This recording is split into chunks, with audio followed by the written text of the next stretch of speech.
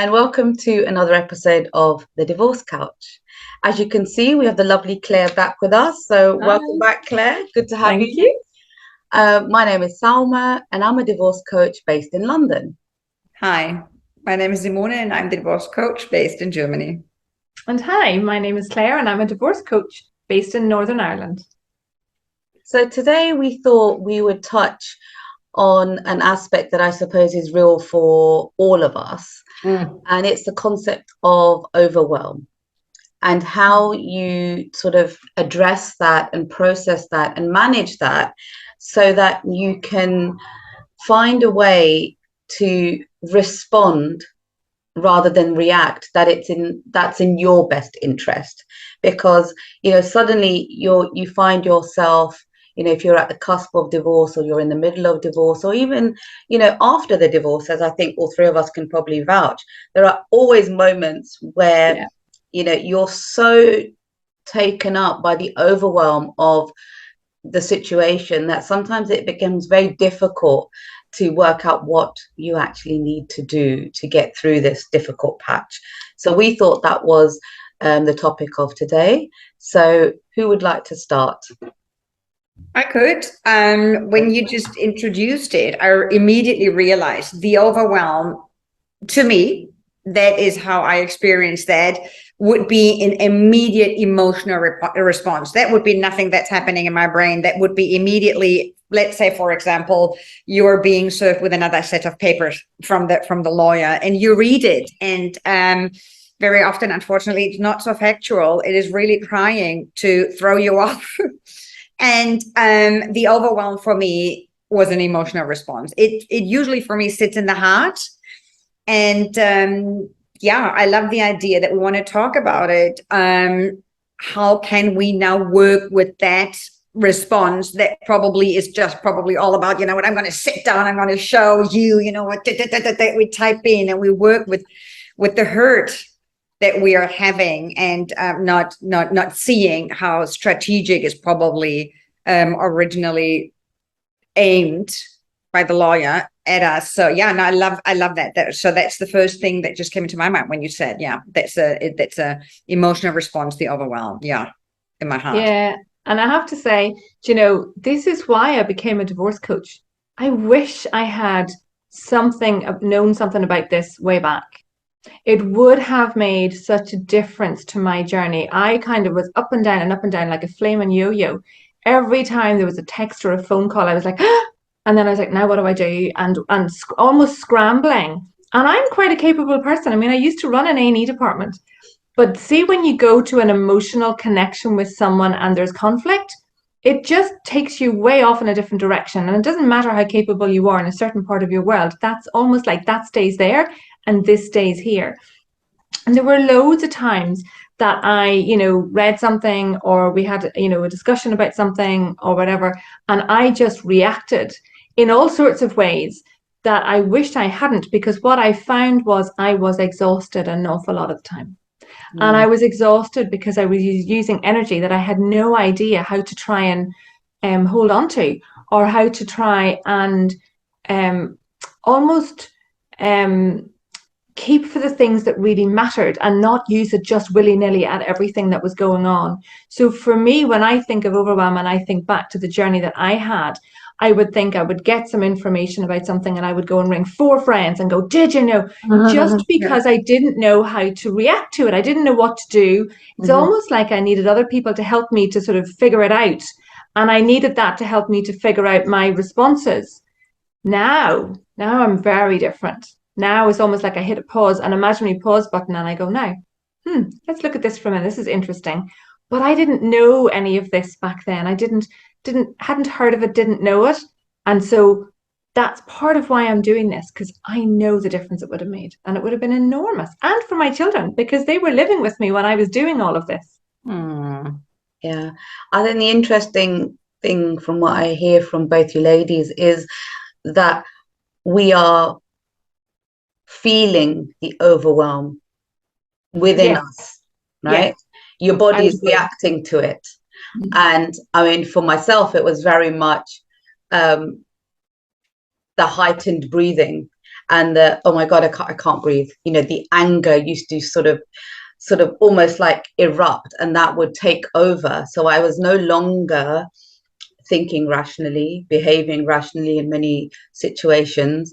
And I think what I've learned over the last couple of years and has put me in a much better place now is to be able to listen to what my body is telling me. And this is one of the things that I say to a lot of my clients. And I'm sure they, you know, when they first hear this, they think, oh, and my first word to them always is breathe.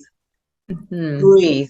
Yeah. Because that's the first thing we stop doing when we're overwhelmed and we're angry or we're frustrated or whatever it is that's going on for us, is that we forget to, how can we bring ourselves back down to some sort of level footing? Because if we just jump and start reacting when we're not actually dealing with what's going on within us, then actually we, in some ways, we're sort of making that overwhelm even worse, because things just snowball very quickly out of sort of control sometimes. And you find yourself in a situation that, you know, afterwards we all sit there and say, oh, I wish I'd done this, or I wish I'd done that. And, you know, it may not have escalated, and it may not have, you know, sort of caused us the pain. And, you know, that's very difficult to do. I think it's easy for us sometimes, now that, you know, we are through the worst of it, to sit here and say, well, actually, you know, you need to stay calm and you need to do this.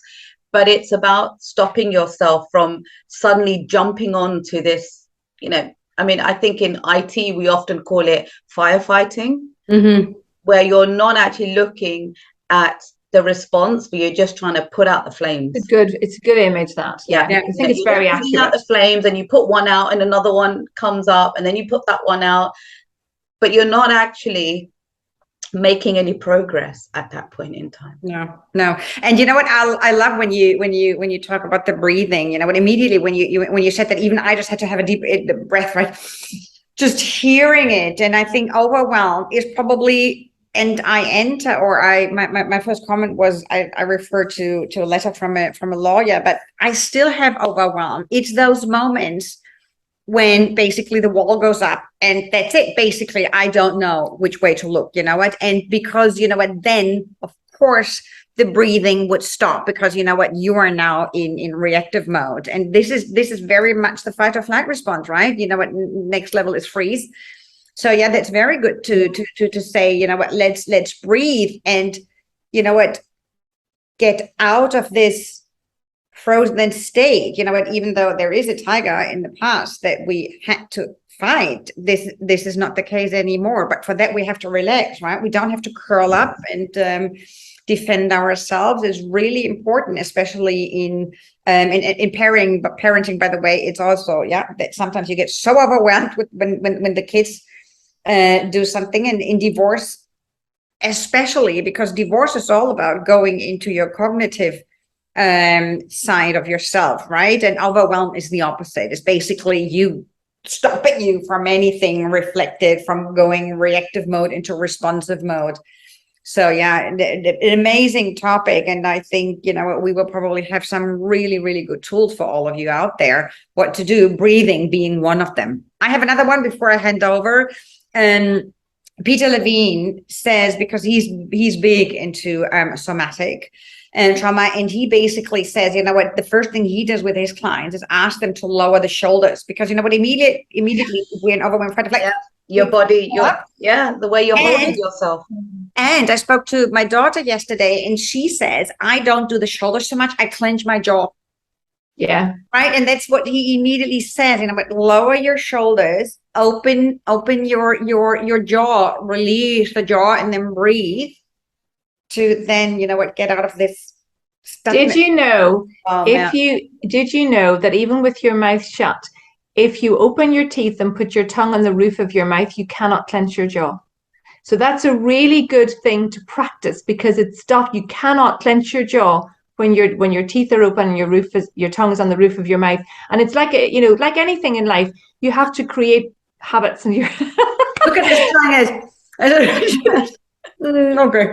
No, but I'm just thinking, if But you're a it is jaw these, clencher, and if you wake up in the morning and you've got clenched jaws and you know that that's part of what you do, this is something that you will automatically, your shoulders will start to drop if you do that, because when you clench your jaw, everything just tightens up.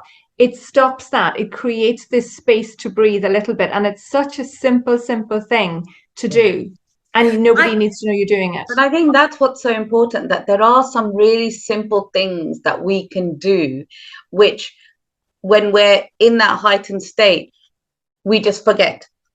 Or even, it just doesn't occur to us. But the more you practice them, and I feel that you don't even necessarily have to practice them only when you're in overwhelm, right? No, the whole point of this is practice them when you're not, so that when you hit the overwhelm, it's an automatic without a shadow of a doubt. Exactly. Practice the breathing, practice, these type of tools, because therefore, when you do need them, they're at your disposal almost. Yeah. Do you know what I just thought when you said that? I had a broken root canal, because going through my divorce, there was so much overwhelm, so much tightness. I had no idea that I would how do you call it? Clench my jaw at night. And at one point, I had so much pain, and they X-rayed it, and it was basically my roots were splattered into pieces. Very painful, very expensive. So yeah, maybe when we go into something like the divorce, and it turns out maybe it's more of a lengthy, ask your dentist is the word, whether you need a gum shield or a bite guard, something, because it's really likely that you work with the overwhelm at night. Well, I had a lot of migraines, and it was probably from the stress of everything. And it was really interesting, because I went to a physio who specialized in migraines, and we laughed, because he got me to breathe, and he said, in for the count of 8 and out for the count of 8 or something, and I did it. Now I'm a respiratory nurse, right? And he said, right, well, that was a good count of number 3, up to 3. And I looked at him, I went, no, I did 8. He went, no, you did 3. So we laughed that the respiratory nurse had to learn how to breathe. But it was because of the world I was living in. And then I went to see my dentist about the migraines, and he said, you do grind your teeth, you need a bite guard. And my migraines were from my coping with stress or lack of. And I love the image that talks about, when we look at fight, flight, and overwhelm, is, it's almost like on our prehistoric humans, there was like a saber-toothed tiger behind you. So it's that response of, you get triggered by something and fired into overwhelm, and it's almost like, where's the tiger? And the pausing and the breathing and the tongue on the roof of your mouth, that is to allow you to go, maybe there is no tiger.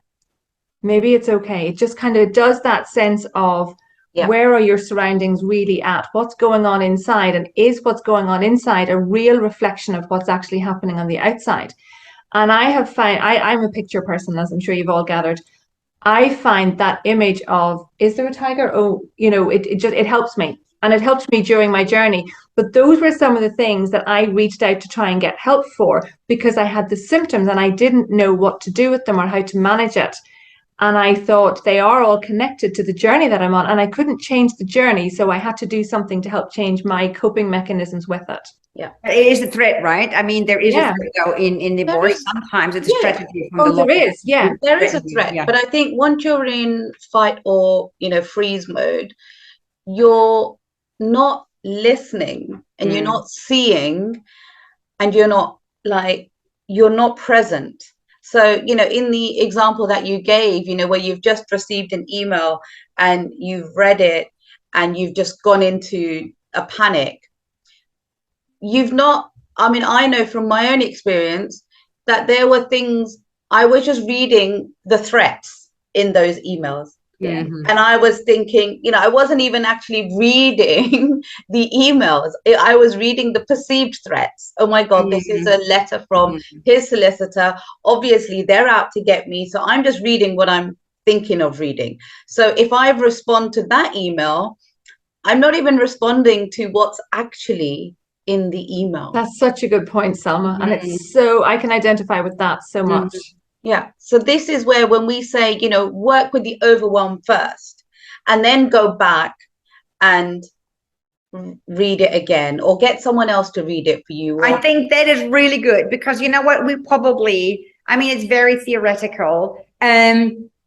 If things are not going smoothly, you will still see the hurt in the email. If it says anything that is to do with hurting you, you will hurt. And I think that is why we are compassionate and pathetic people. We are hurting because somebody's really attacking us.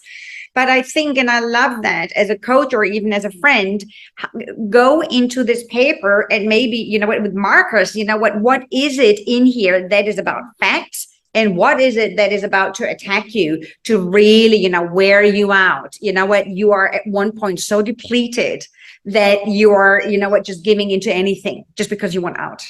And that's very good to have somebody with two markers, let's say, which is about fact, what do I have to respond to, which is about the attack, that you just cross it out. Maybe that is even a liberating act, right? Just say you had no, irrelevant, relevant. Yeah. And that's the value of sharing stuff with other people. I mean, to do a divorce journey on your own is just like enormous, because we need other people's perspective, because they're not coming from the emotional triggers that we live in our world. And they can help us to see some of the stuff that we've missed. And maybe we've made something seem bigger than it needs to be in the greater scheme of things. And sharing it and having a support team is so, so, so important. And that will definitely help to manage overwhelm massively. It's basically sometimes, lending someone else the prefrontal cortex, because we're in such an emotional state. Yeah. And also, what are you doing, during that time to manage your own personal overwhelm? Because, like you said, Claire, it was up and down. So one day you feel fine and you're in control and, you're ready to face I don't even like, one of the things that I always say to my clients is, let's not use the word overwhelm. Let's just use the word challenge, because life is full of challenges, right? There's always things that are going to come up, whether it's the kids or the ex-husband or work or health, life in general. And so what are you doing to get yourself ready to meet those day-to-day challenges? Because, for any challenge, you need to be at the top of your game. You're not going to run the marathon unless you've trained for it, right? You're not going to be able to, go for that top job if you haven't sort of studied for it and prepared yourself for that interview. So what are you doing to prepare yourself to manage this challenge that you have in front of you? Are you looking after yourself, right? Anticipation, Yeah, because, I believe that a lot of the overwhelm that we have is almost like self-inflicted, because we're expecting ourselves to react to these things that life is throwing towards us, but we're not preparing ourselves for them. So we're not, if we can go out and, I had a client yesterday on the phone with me that had spent 2 or 3 weeks worrying about something that she thought she was doing wrong, only to finally pick up the phone and speak to social services and realize that actually it wasn't an issue. But she had spent 3 weeks in that heightened state, which is awful, worrying about something. And it took a 10-minute phone call for her to suddenly realize that, oh, actually, I don't need to worry about that. So what are we doing in this heightened state to sort of somehow reduce that overwhelm? And whether that means that, we've got somebody that we can talk to, like you said, someone that can give us an alternative perspective, somebody that we can lean on. Are we exercising? Are we releasing that pent up frustration and anger and energy? Because if we're not releasing it, at some point it's going to come out. And when it does, it might be in the wrong situation, at the wrong person, at the wrong time. Yeah. Right? And we've all been there. And often I am still sometimes there, right? But what are we doing to manage that overwhelm? Because I think there's lots of things we can do. We can learn the tools, to manage when we're right in the middle of that overwhelm. But there's lots of things that we can do to prepare ourselves mentally and physically and emotionally to deal with the overwhelm. I love the whole anticipation. I mean, if you go into divorce, that per se is not a walk in the park, right? Whatever you went into, to marry your partner, splitting it now will not be easy. Yeah, I mean, what is the chance that you both, come to the conclusion, when we see it from Hollywood, stars, we have done that amicably? No, probably not. But this is, what they say on the outside, just to not be really truthful. But the reality is it's going to be difficult. There are two people with two different agendas, with two different personalities, with two different outlooks on what they're expecting, right? And it's going to be difficult. And I think just to know that it is going to be an intense time basically then lays the foundation in thinking ahead, what is about to come. It's a lot to do with clarity. And we are going in our next episode, we want to talk about decision making, because all that will help with the overwhelm. And I love what you just said, Salma. The overwhelm basically happens if it just hits us. Yeah, it's basically the ball that has left its direction and unfortunately hit us, and we don't know what just happened. Overwhelmed. Yeah. I don't know how to react. And especially in divorce, there is so much we do think. I'm sorry, I don't want to take too much time. We do think it is our own personal individual pain, and nobody else will have any idea what it is. But I think a divorce and a separation does have a couple of things that can work as a model. That we can then apply to separation. It will be difficult, it will be complex, and it will be painful. And just knowing that and to emphasizing that it's going to come along, that will probably help. And that's the expectation thing, isn't it? If your expectations are in a slightly more realistic ballpark, your coping mechanisms are going to be able to be slightly better. Because if your expectations are, this is going to go really well and we'll be able to work it out, and it doesn't happen like that, the drop in that expectation is enormous. What I would say is that the skills that I have learnt and the resilience that I have built up, having been on a divorce journey, have served me well in every other area of my life.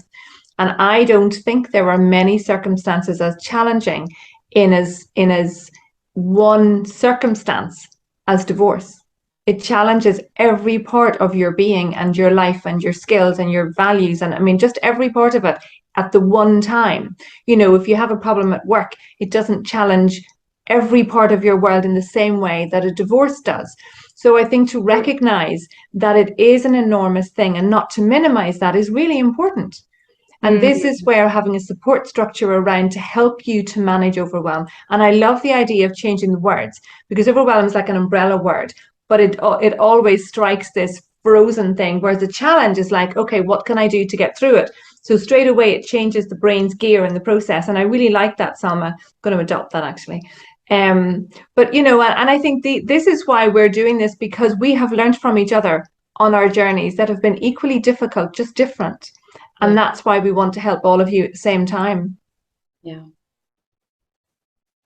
I think it's one of the things that just occurred to me when you were speaking, Claire, is when we use words that have these scary connotations, we are reacting to those words as well. For me, when someone says the word overwhelm, there's this feeling in my body that is already scary. I don't even know what the overwhelm is, but I agree. I'm already putting myself on the back foot, because overwhelm means something that you need to be, something that's horrible, something that's scary, something that's heavy. These are all the words that come to mind.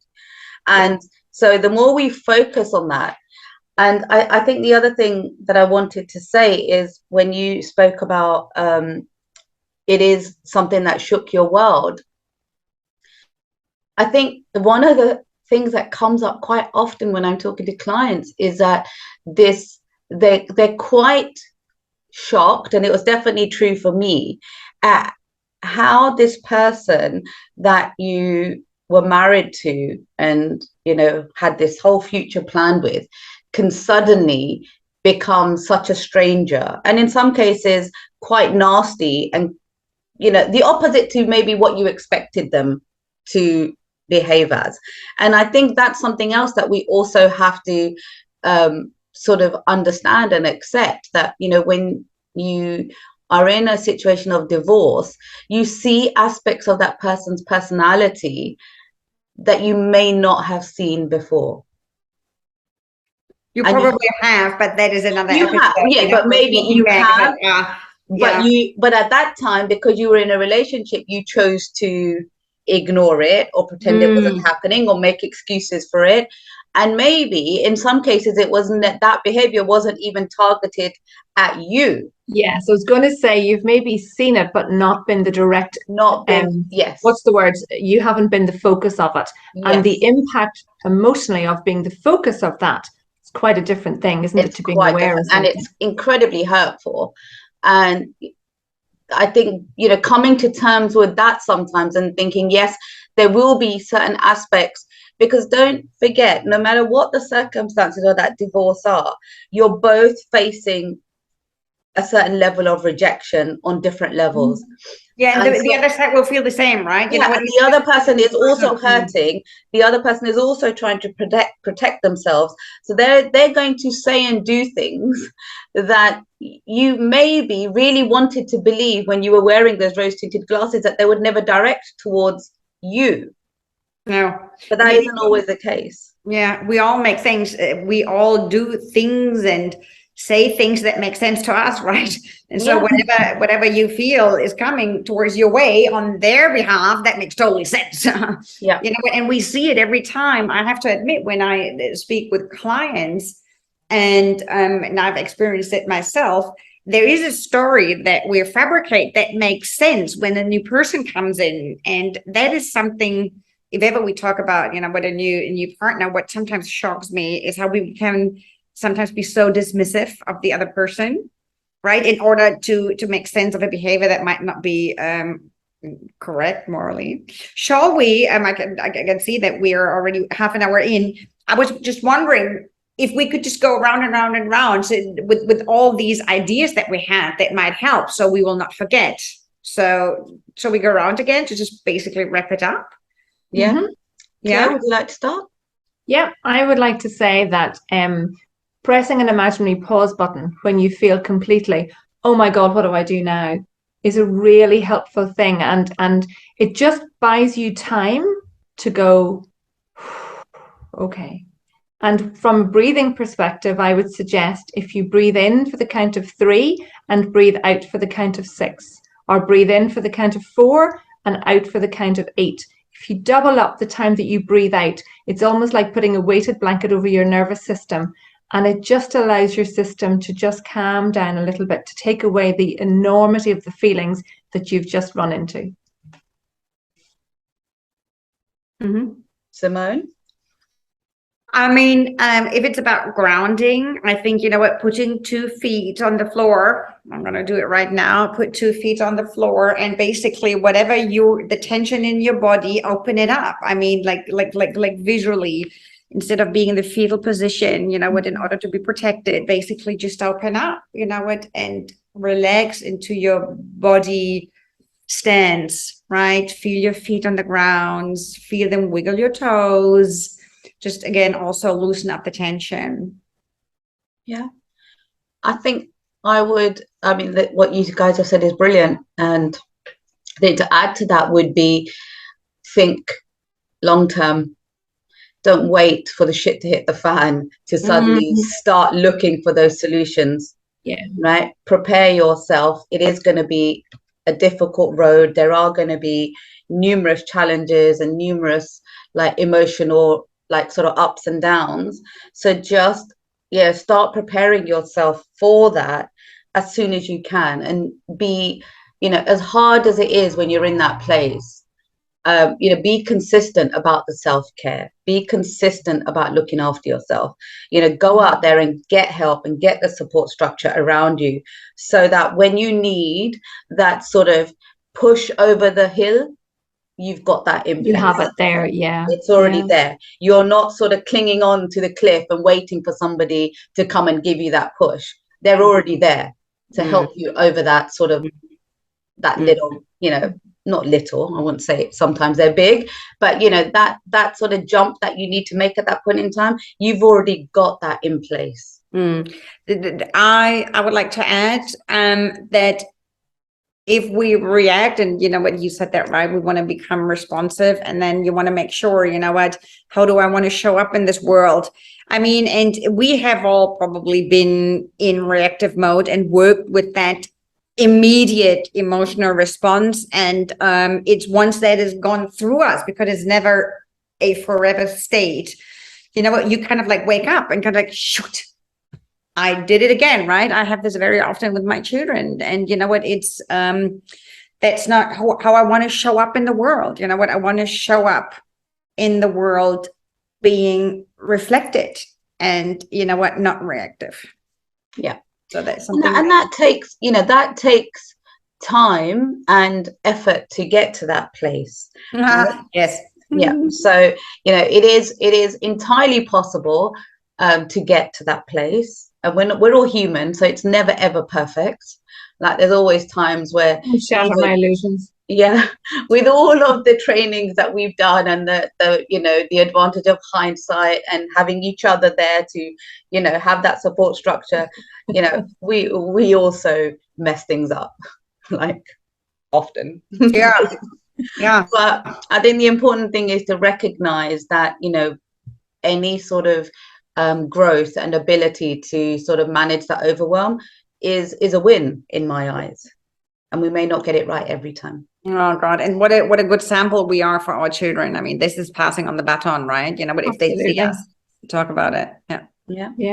So with that, unless you lovely ladies have something to add, we'll wrap it up. Thank you for listening. If you've liked the advice that we've heard, or you know somebody that, you know, would benefit from this video, please do like and share, and we hope to see you at the next episode. So thank you very much for listening. Bye. Bye.